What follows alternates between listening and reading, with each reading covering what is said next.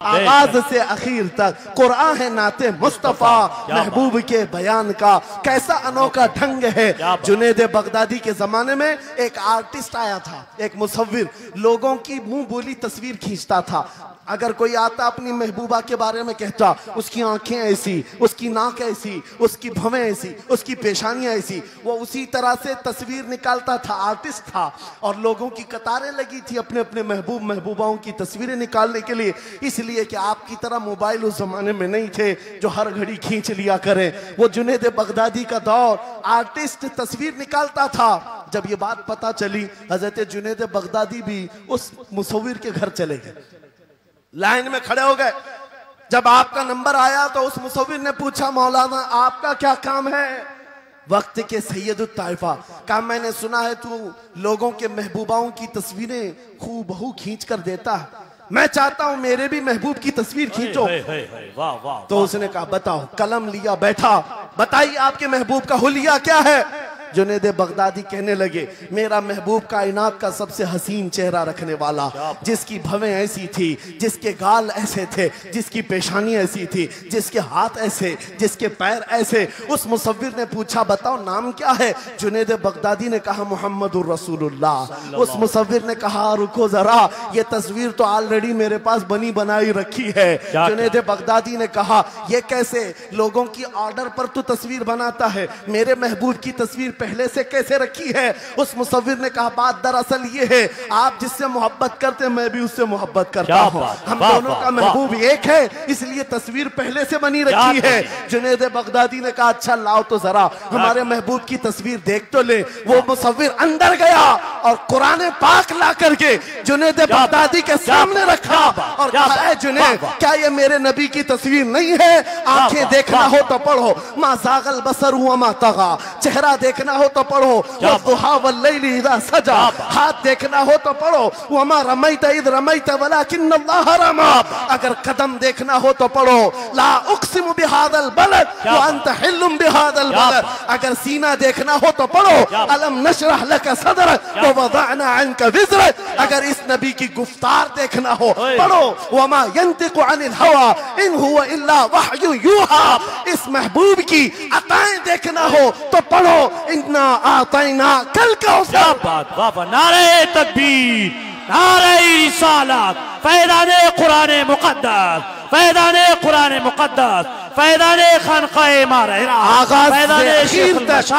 आगाज से आखिर तक कुरान है नाते मुस्तफा महबूब के बयान का कैसा अनोखा ढंग है। ये तालीमात इस्लाम कॉन्फ्रेंस से कुरान की तालीमात से ये बात मुझे कहना जरूरी था। कुरान सिर्फ अखलाक की तालीम नहीं, सिर्फ मुआशियात की तालीम नहीं, बल्कि कुरान इश्क़ रसूल की तालीम देता है और हुब्बे रसूल सिखाता है।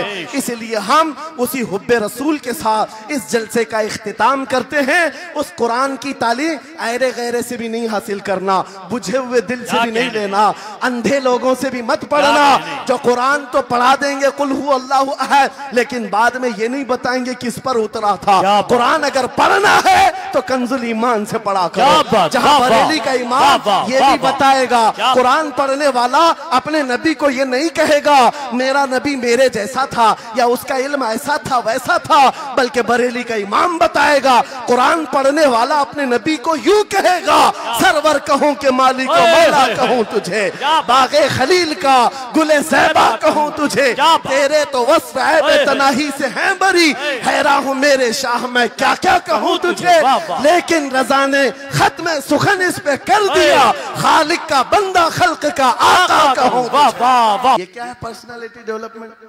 कुछ बड़े बड़े शहरों के नौजवान हमारे पास आए थे, कहा हम कोर्स कर रहे हैं। कहा मैंने पूछा इसमें होता क्या है? कहा इसमें सिखाया जाता है बैठना कैसा है, लोगों से मिलना कैसे है, खाने के लिए बैठे तो चम्मच कहाँ रखना है, बर्तन कहाँ रखना है, लोगों से हैंडशेक कैसे करना है, ये सारी चीजें सिखाई जाती हैं। मैं नौजवानों से पूछा कि अच्छा कितने महीने का? कहा कहीं 6 महीने का, कहीं साल भर का। कहा अफसोस है उस कौम पर जिसका रसूल आया था ये कहते हुए, बुइस्तु लिउतम्मिम मकारिमल अखलाक, मैं सबसे बुलंद अखलाक सिखाने के लिए दुनिया में आया हूँ। उस रसूल की उम्मत आज ऐसे लोगों के पास अखलाक सीखने जा रही है जिसको हलाल और हराम की तमीज नहीं, जिसको खड़े होकर पेशाब करने में फख्र लगता हो, उसके पास तो ये अखलाक सीखने जा रहे हैं, पर्सनैलिटी डेवलपमेंट सीखने जा रहे हैं। और मैं तुम्हें बताता हूँ कुरानी अखलाक क्या है। मौला करीम ने अपने हबीब को जो बयान किया है, सूरह लुकमान उठाओ, बाप अपने बेटे को नसीहत क्या क्या करता है, अगर 3 आयतें भी पढ़ लो तुम्हारी जिंदगी सुधर जाएगी। लुकमान हकीम अपने बेटे से कहते हैं, या बुनय्या अक़िमिस सलात वअमुर बिल मारूफ वन्हा अनिल मुनकर वस्बिर अला मा असाबक, ऐ बेटा नमाज पढ़ा कर, बुराइयों से बचा कर, अच्छाइयों की बात कर, जो मुसीबत आए उस पर सब्र कर। ये सिर्फ जुमले नहीं है, ये जुमले नहीं है। लुकमान हकीम ने अपने बेटे को जो डराया था, कुरान कहता है, या बुनय्या इन्नहा इन तकु मिस्काल हब्बतिन मिन खरदलिन फतकुन फी सखरतिन औ फी समाई औ फिल अर्दी याति बिहल्लाह। आज हर बाप को चाहिए कि ये नसीहत अपने बेटे को करे। क्या बात, हर बाप अपने बच्चे को ये बात बताए, सुनो क्या लुकमान कहते हैं, बेटा बुराई अगर तूने कर लिया, ये मत समझना कि मैं रात के अंधेरे में छुप कर लिया। आज तुम्हारे हाथ में मोबाइल गुनाहों का अड्डा बन करके आया है। सिर्फ एक टच स्क्रीन पर सारी दुनिया तुम्हारे सामने नंगी नाचती हुई नजर आती है। कितने नौजवानों ने अपने अखलाक का कत्ल कर लिया है, उनकी आंखें हया से नापाक हो गई हैं। कितने लोगों ने अपना नूर ईमान बेच दिया मोबाइल की स्क्रीन पर चलने वाली इन बेहया तस्वीरों पर। कितने तो फरेफ्ता हो गए, कितने जवानी बर्बाद कर चुके। तुम क्या समझते हो मेरे अजीजों, एक जवान ने मुझे बताया था, रात के वक्त मैं तन्हा मोबाइल लेकर बैठा था, अचानक पर्दा हिला तो डर लगा, जल्दी से स्क्रीन ऑफ किया, बैठा। मुझे लगा माँ आई होगी, बाप आया हो, कोई आया होगा, लेकिन कोई नहीं। पर्दा हिला, एक बिल्ली आई थी, इससे भी डर लग गया। मैंने कहा पर्दे के हिलने से इतना डर है कि कोई आ जाए, तेरा ईमान कहां गया? वो मौला कहता है, यअलमु खाइनतल अयुनि वमा तुख्फी सुदूर, वो रब तुम्हारे दिलों में गुजरने वाले हालात को भी देख रहा है, बेशक तुम्हारी आंखों की खयानत को भी वो देख रहा है। जब तुम्हारा यकीन ही खत्म हो गया तो क्या करोगे? इसीलिए अरबी का मशहूर मकौला है, इज़ा लम तस्तही फफ़अल मा शिअत वस्ना मा शिअत। जब तुम्हारे अंदर से हया निकल जाए तो जो चाहे करो, जो चाहे कर लो। आज लुकमान हकीम की वो बात मैं पेश कर रहा था, आयत मुकम्मल करता हूँ। बाप अपने बेटे से कहता है, अगर बुराई कर लिया तूने, अगर बेहयाई हो गई, ये मत समझ के बहुत छुप करके किया। आज से 4000 साल पहले लुकमान हकीम कह रहे हैं अपने बेटे से, अगर बुराई तो आसमानों में जाकर करेगा, या पहाड़ के अंदर घुस कर करे, या जमीन के अंदर जाकर करे, कहीं पर भी कर ले। जबकि ये तीनों चीजें उनके जमाने में नहीं थी, न पहाड़ों के अंदर जाकर के करने का तसव्वुर, न जमीनों के अंदर जाने का, न आसमानों में उड़ने का तसव्वुर। ये सब आज के दौर में मुमकिन है। और लुकमान हकीम कहते हैं, अगर तू इन सब जगहों पर जाकर कहीं पर भी करेगा, याति बिहल्लाह, अल्लाह वो तेरे सामने लेके आएगा। बेशक वमन यअमल मिस्काल ज़र्रतिन खैरन यरा वमन यअमल मिस्काल ज़र्रतिन शर्रन यरा। तुम अगर राई के दाने के बराबर भी नेकी करो, अल्लाह वो तुम्हें दिखाएगा। राई के दाने के बराबर भी बुराई करो, अल्लाह तुम्हें दिखाएगा। अखलाक सीखने के लिए दूसरी जगह जाते हो, अगर ये फार्मूला किसी को याद हो जाए, मैं कहता हूं सारे सीसीटीवी कैमरे बंद हो जाए। इस बंदे को कोई बहका नहीं सकता जिसके दिल में सिर्फ इतना ख्याल है कि मेरा मौला मुझे देख रहा है, बेशक बेशक मेरा रब मुझे देख रहा है। उसकी निगरानी के लिए किसी कैमरे की जरूरत नहीं, किसी सीसीटीवी की जरूरत नहीं। अजीजा ने गिरामी वक़ार, बच्चों के दिलों में अखलाक बाद में आएंगे, अल्लाह का खौफ उनके दिल में डालो। अल्लाह देख रहा है, एक दिन तुम्हें हाजिर होना है, सब लाया जाएगा, सब लाया जाएगा। जो कुछ किया था, जो कुछ कहा था, सब लाया जाएगा। लुकमान हकीम ने अपने बेटे को अखलाक सिखाया। क्या सिखाया? वक़्सिद फी मशीका वग़दुद मिन सौतिका इन अनकरल अस्वाति लसौतुल हमीद। चलना हो तो मियाना अंदाज में चलो, ऐसे नहीं कि अकड़ कर चलना है या झुक कर चलना है। एतदाल के साथ चलो और आवाज को नरम रखा करो। बेशक कुरान कहता है सबसे बुरी आवाज गधे की आवाज है। लोग आज चिल्लाते हैं एक दूसरे को, ठट्टे मारते रहते हैं। ये महफिलों के आदाब भी नहीं, ना ही तुम्हारे अखलाक हैं। इसीलिए शेख सादी ने फरमाया है, तामर्द सुखन न गुफ्ता बाशत ऐबो हुनरश न हुफ्ता बाशत। जब तक आदमी बात नहीं करता उसकी अच्छाइयां भी मालूम नहीं होती, उसकी बुराइयां भी नहीं मालूम होती। बेशक जब बात करता है तो पता चल जाता है इसके अखलाक कैसे है। बात करता है तो समझ में आ जाता है कौन सी कैटेगरी का है। इसलिए अपनी जुबान को ऐसी रखो कि दुनिया तुम्हें आला नस्ल का समझ सके।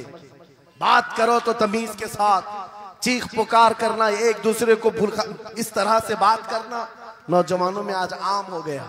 कुरान कहता है अपनी आवाजों को पस्त करो। एक और बात रब फरमाता है, वला तुसइर खद्दक लिन्नास, लोगों को से मुंह मोड़ करके बात मत करना।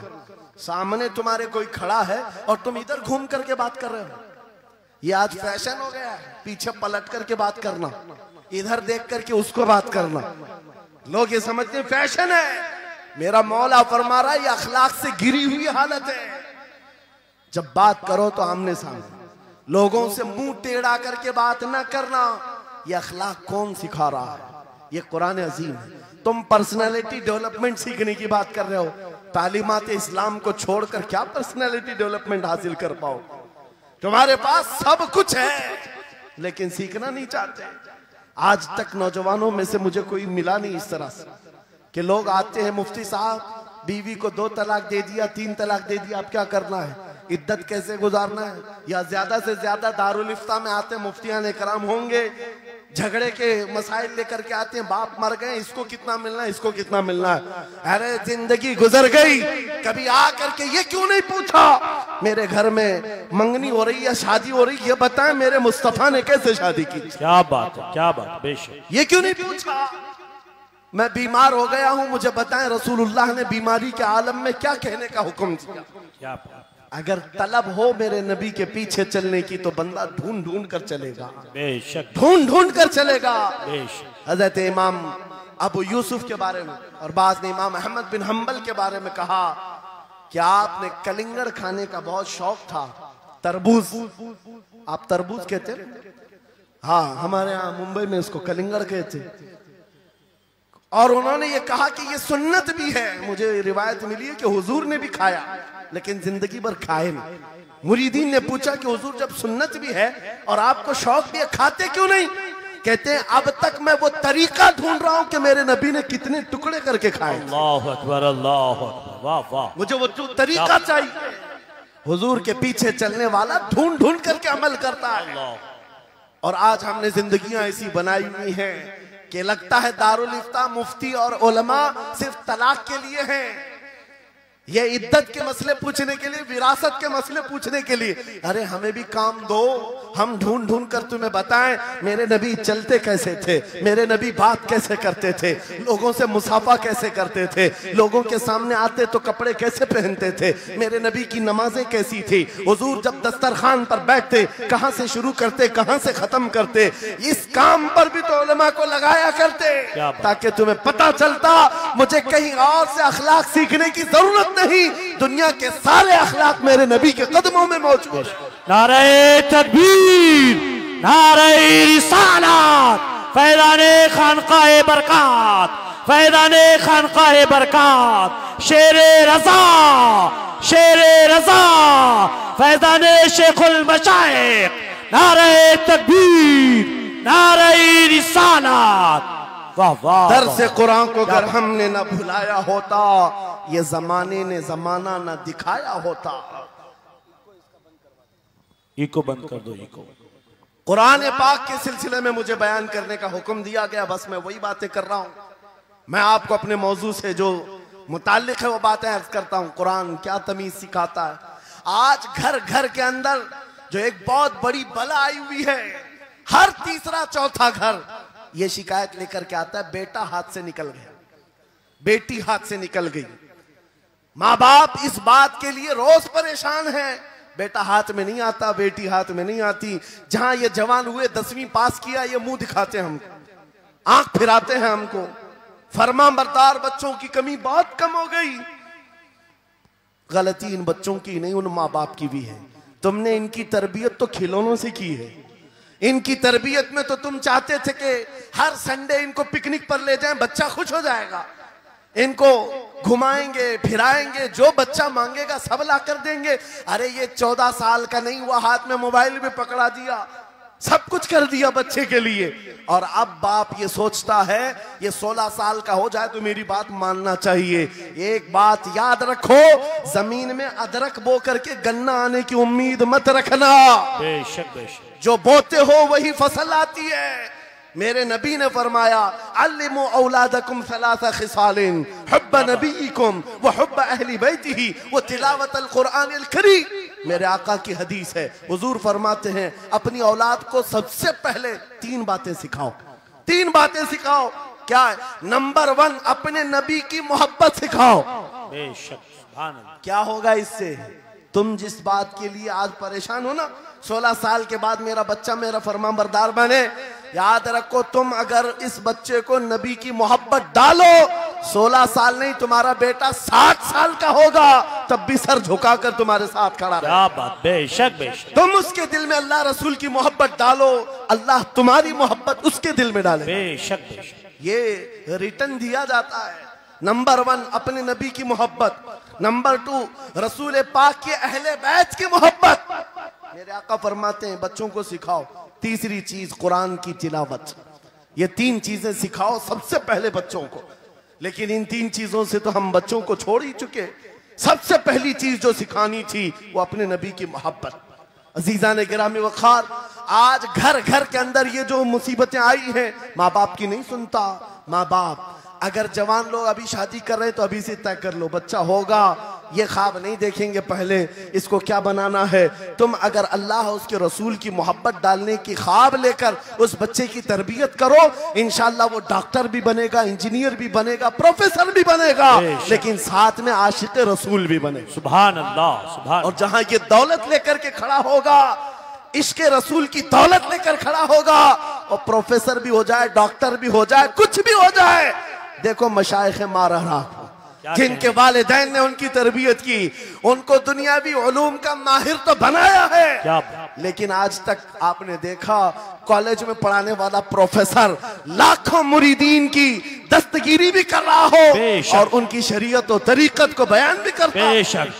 नारे तकबीर, नारे रिसालत, फैज़ाने हसनुल उलमा, फैज़ाने हसनुल उलमा। तालीमात कॉन्फ्रेंस के लिए, वाह वाह वाह, तालीमात इस्लाम के लिए ये घराना आइडियल है।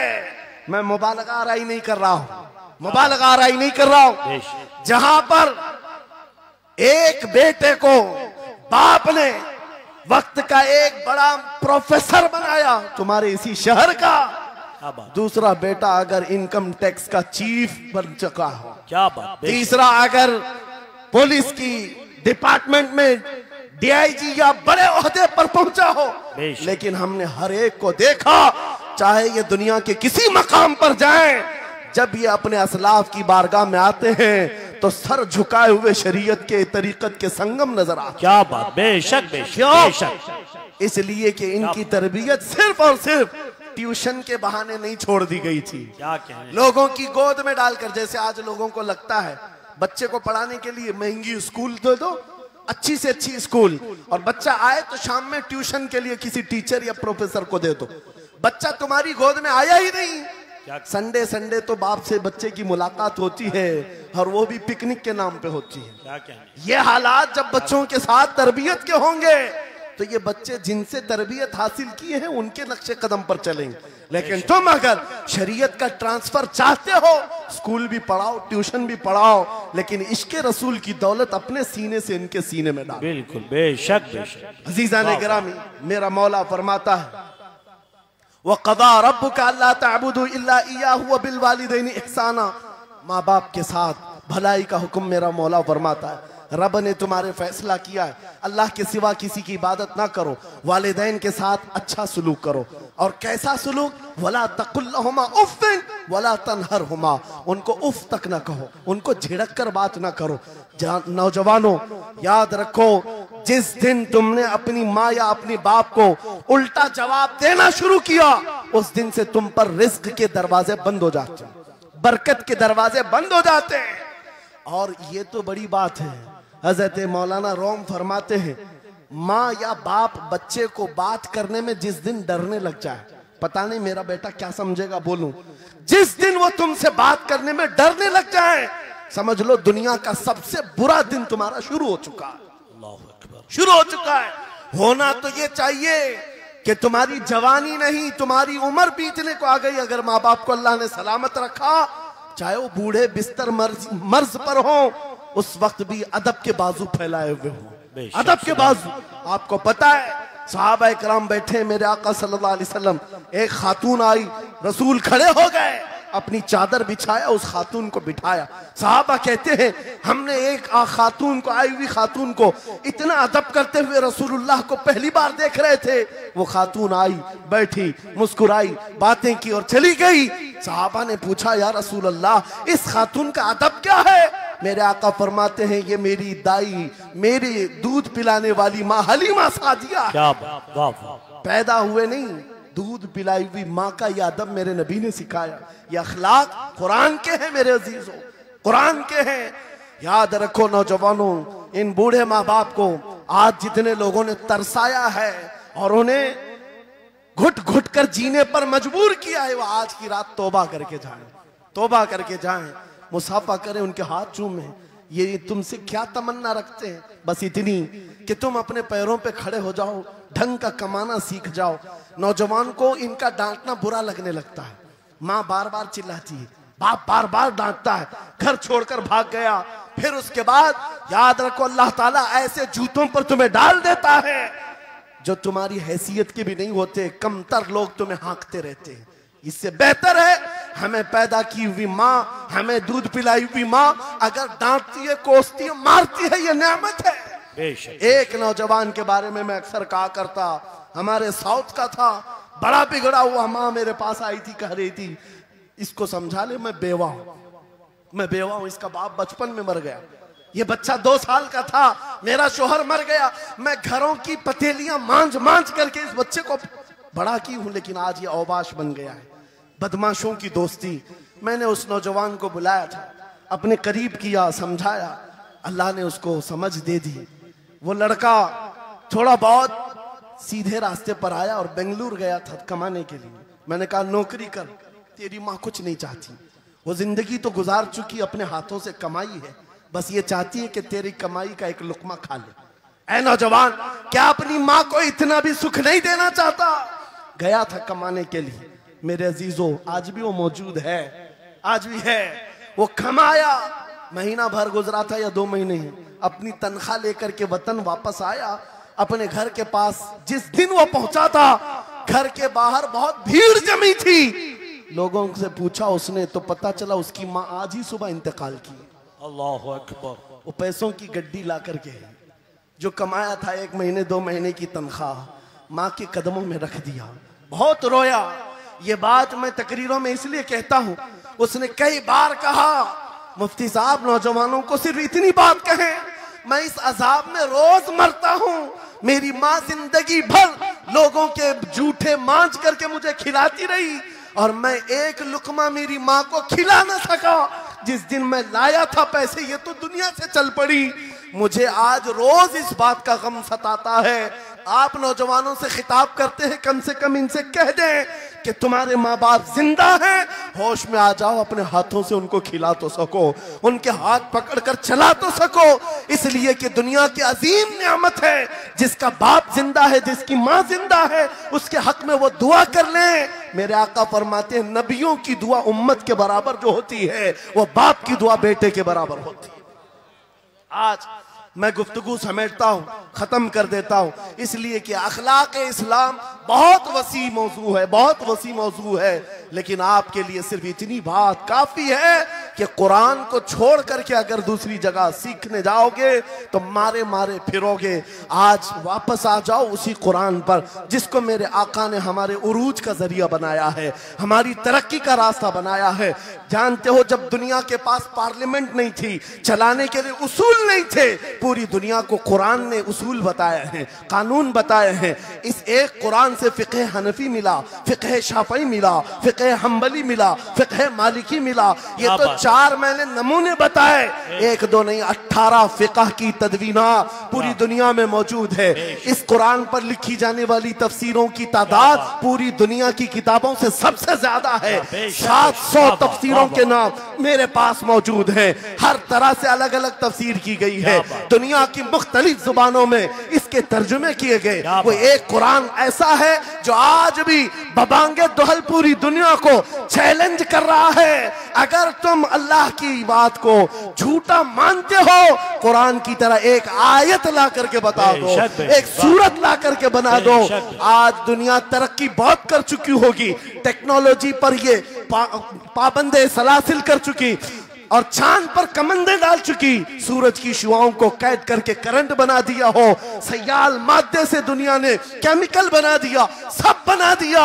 लेकिन एक बात तय है, पूरे इंसान मिल जाएं, पूरे जिन्नात मिल जाएं, मेरा मौला फरमाता फिर भी वो कुरान के मिसल नहीं ला सकते। बेशक बेशक, वाह, कुरान के मिसल नहीं ला सकते।